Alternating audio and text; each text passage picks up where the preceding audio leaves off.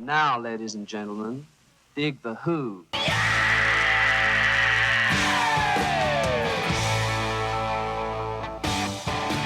Pete Townsend's widely acknowledged position as the premier elder statesman of rock and roll is rooted in his 5 decades as co-founder, principal songwriter, and the innovative guitarist for rock's loudest and most provocative band, The Who.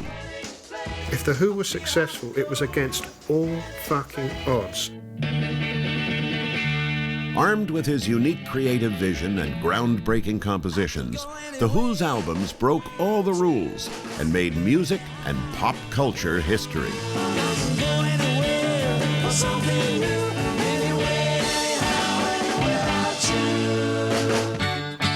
The Who were the original mod band, coming onto the scene in the wake of the Beatles. They were a true force of nature, unlike any other group playing the clubs in England at the time. Their early hits were brimming with youthful vitality. Pete's wild windmills, Roger's slinging microphone, John's sartorial elegance, and Keith's zany antics just added to the breathtaking energy. Townsend was a key figure in the development of Jim Marshall's legendary 100-watt stack. We went in and we were demanding larger amplifiers from him, larger, because I'd discovered guitar feedback and I wanted that to be louder.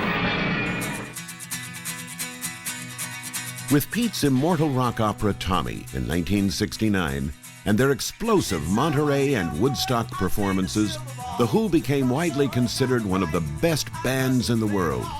Their live shows were incendiary, and not just because Pete sometimes closed performances by theatrically smashing his guitar.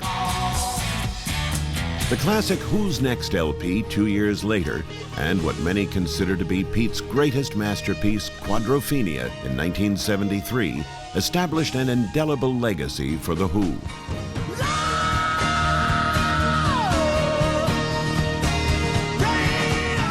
I had the idea to do something in quadraphonic before I was certain about the story of Quadrophenia. These days on a computer, you could do this kind of thing in 15 seconds. Back then, it was much harder.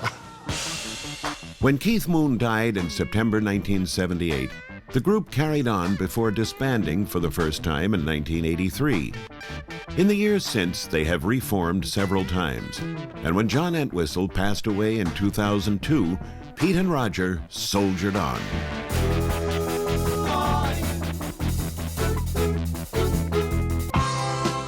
Pete has made some superb solo albums, reminding us that he is not only an incredible guitarist, but also an exceptional multi-instrumentalist, a nuanced, emotive singer, and a brilliant composer. His 1977 collaboration with Ronnie Lane, Rough Mix, was a milestone, and his next album, Empty Glass, which included Let My Love Open the Door, easily stands among his finest recordings. We don't get fooled again.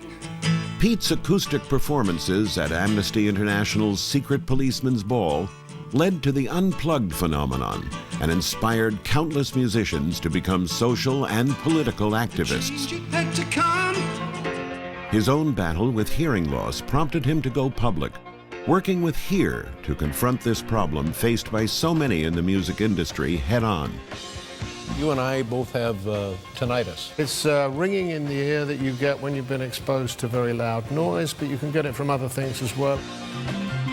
Pete has now written his candid and revealing autobiography, Who I Am, for the first time sharing the wisdom and stories of one of the most intriguing, respected, and multifaceted careers of any artist in the rock and roll era.